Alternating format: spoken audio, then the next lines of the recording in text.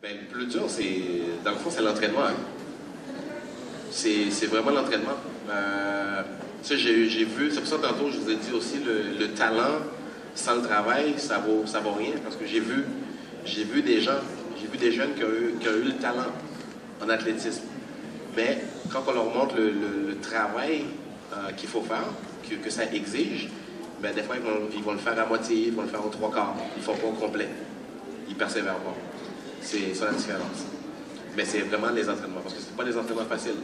Pour faire un 100 mètres à ce niveau-là, c'est pas juste mettre les pointes puis aller courir. Là. Il y a beaucoup d'entraînements qu'on fait avant ça. Il y a beaucoup de musculation qu'on doit faire. Il y a de la pliométrie qu'on doit faire. Beaucoup d'exercices au sol avec le medicine ball qu'on doit faire. C'est fou, là.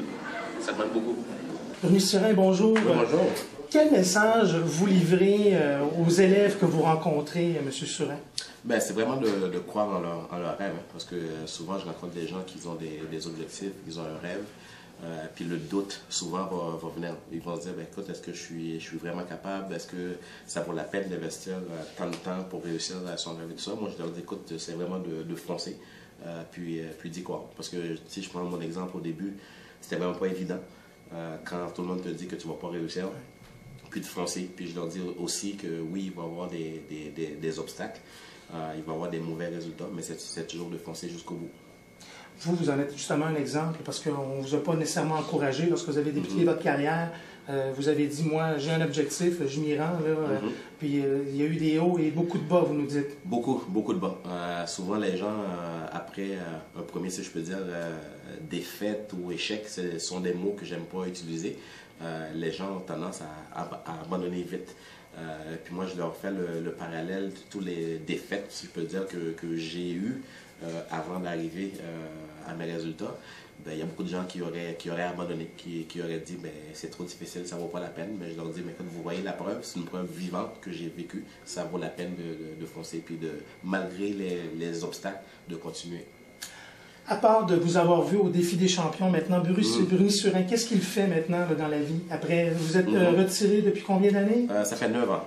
Ça fait 9 ans que j'ai pris ma retraite. J'ai créé ma fondation, la Fondation Denis Surin, où est-ce qu'on donne des bourses sport et études à tous les années. On fait des promotions dans les écoles pour inciter les jeunes à faire plus d'activités physiques encore. J'ai ma ligne de vêtements Surin qui porte mon nom, qu'on a dans toutes les aubaineries à travers le Québec. Puis, moi, évidemment, je fais beaucoup de conférences dans les compagnies aussi. Ça tient un gars occupé, comme on dit.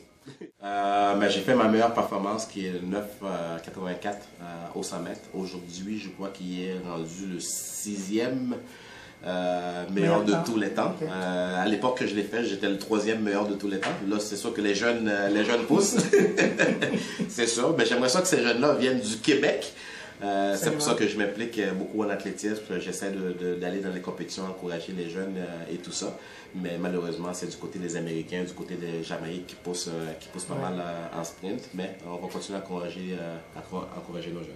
Vous êtes médaillé olympique? Oui, médaillé olympique en 1996, médaillé de plusieurs médailles, plusieurs championnats mondiaux et tout ça. Puis comme je dis, je regarde l'ensemble de ma carrière.